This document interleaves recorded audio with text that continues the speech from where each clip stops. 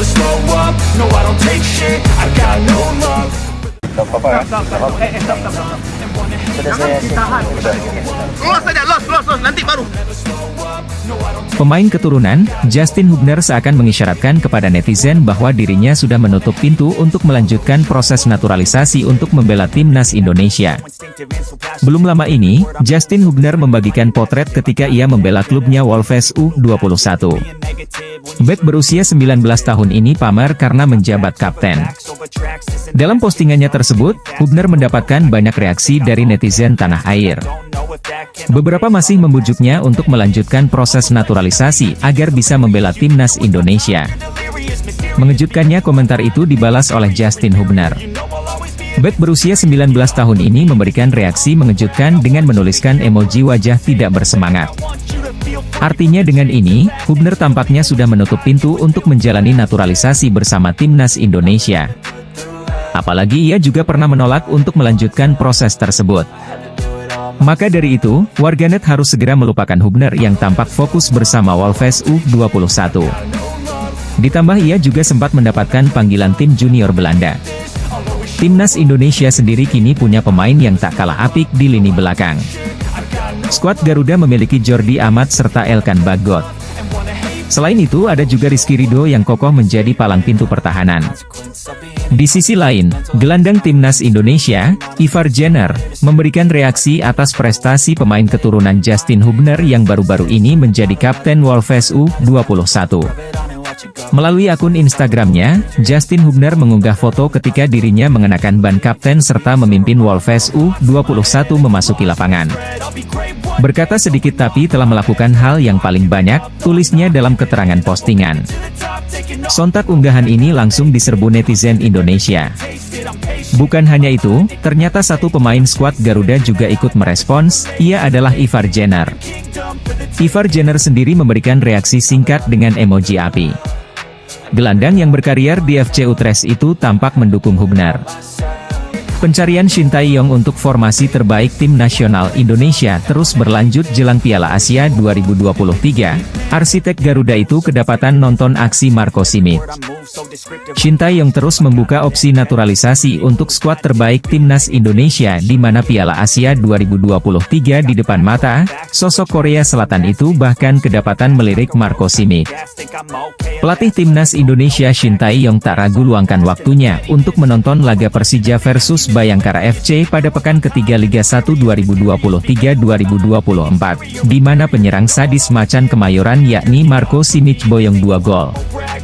Shin Tae-yong melihat langsung Persija comeback dengan balas 4 gol usai kebobolan terlebih dahulu oleh Enrique pada menit ke-6, Marco Simic beri 2 gol balasan dari total skor 4-1. Marco Simic penyerang asal Kroasia yang akhirnya kembali ke Persija usai musim lalu hengkang tunjukkan tajinya sebagai bomber top di Liga 1. Selain itu Shin Tae-yong juga mengamati banyak sosok dalam laga Persija versus Bayangkara FC, termasuk para bintang timnas Indonesia. Ada sosok bek tangguh Rizky Ridho, penyerang Witan Sulaiman, hingga Dendi Sulistiawan di Bayangkara FC. Dari laga FIFA Matchday Timnas Indonesia versus Palestina dan Argentina, skuad Garuda belum buat 1 gol sama sekali. PR besar Shin Tae-yong di lini depan timnas Indonesia jadi sorotan publik, karena belum temukan sosok gahar. Sementara itu Ketua Umum PSSI Erick Thohir juga masih membuka peluang naturalisasi pemain seperti yang diharapkan Shin Tae-yong. Keberhasilan naturalisasi, meskipun masih sosok berdarah Indonesia mampu datangkan Ivan Jerner dan Rafael Stuik. Adapun proses terbuka yang masih berlangsung untuk pemain belakang yang dipanggil timnas Belanda U20, Justin Hubner. Berkaca pada naturalisasi pemain asing di timnas Indonesia era Shin Tae-yong ada penyerang Bali United, Ilija Spasojevic. Kala itu Spasojevic sempat membela timnas Indonesia saat Piala AFF U2022, meskipun masih sedikit menit bermain. Lantas program naturalisasi penyerang asing di Liga Indonesia akankah kembali dilakukan Shin Tae-yong? Masih ada waktu untuk Shin Tae-yong untuk mendapatkan penyerang berkarakter, tanpa jauh-jauh mencari pemain keturunan karena Piala Asia 2023 sudah di depan mata. Kode Shin Tae-yong melirik Marco Simic untuk timnas Indonesia bisa saja terjadi, melihat kehadirannya di laga Persija versus Bayangkara FC. Di sisi lain Marco Simic yang sudah cukup lama membela klub di Indonesia punya catatan tersendiri bagi pena Shin Tae-yong.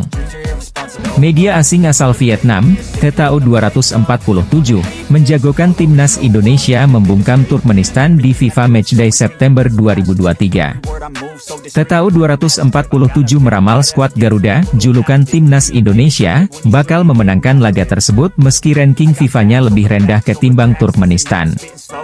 Sebagaimana diketahui, pada Kamis 20 Juli 2023, PSSI telah mengumumkan timnas Indonesia akan menghadapi Turkmenistan di FIFA Matchday September 2023. Laga tersebut bakal digelar di Stadion Gelora Bung Tomo, Surabaya, pada 8 September 2023.